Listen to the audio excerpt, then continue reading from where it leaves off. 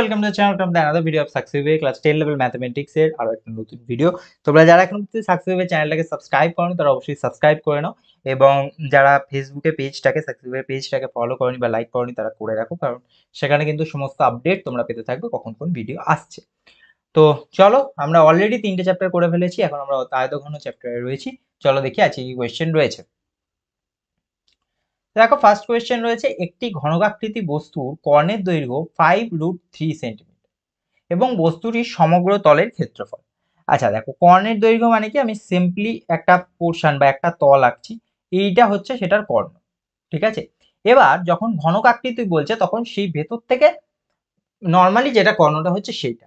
তো কর্ণের যে ফর্মুলা সেটা হচ্ছে বাহু ইন্টু √3, এটা হচ্ছে ফর্মুলা, তোমরা সবাই জানো, বইয়েও আছে।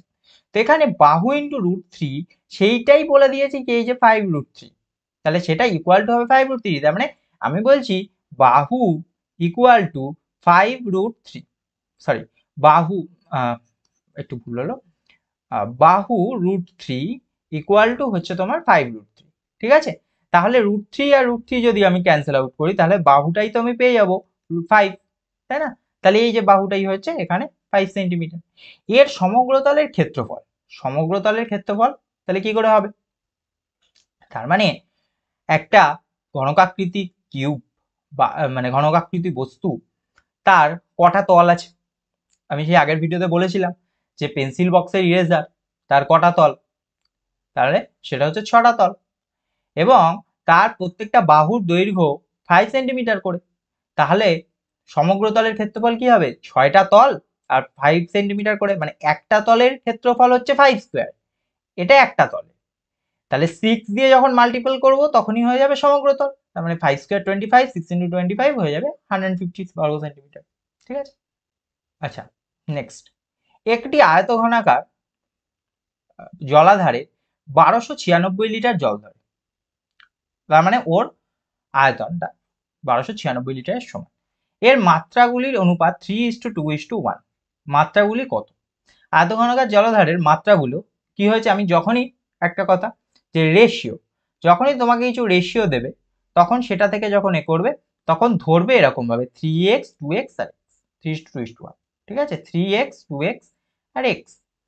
এবার 1296 লিটার, এটাকে আমাকে ঘন সেমিতে আনতে হবে, তাই তো।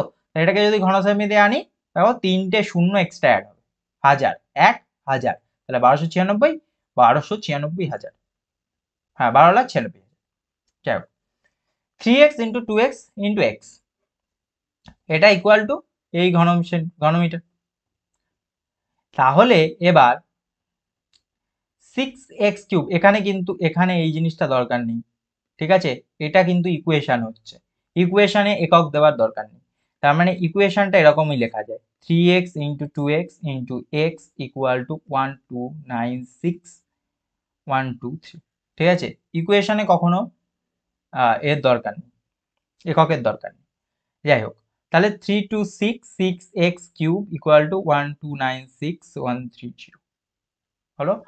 তাহলে এক্স কিউব ইকুয়াল টু, এটা ডিভাইড, তাই তো, এটা ডিভাইড হবে 1296, এটা 6 দিয়ে ডিভাইড হবে, 6 দিয়ে ডিভাইড হলে এটা চলে আসবে এরকম, তাই তো। তাহলে এবার এক্স কিউব ইকুয়াল টু এটা, তাহলে এক্স কিউব রুট অফ আসবে 216।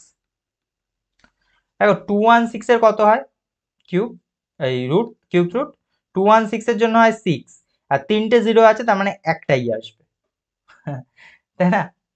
তাহলে হবে 60 আনসার। এবার তাহলে মাত্রাগুলো করতে হবে, মাত্রাগুলো হয়ে যাবে 3 into 60 180 centimetre, 2 into 60 120 centimetre, 1 into 60 60 centimetre, ঠিক আছে, clear, okay. Thank you keep watching success.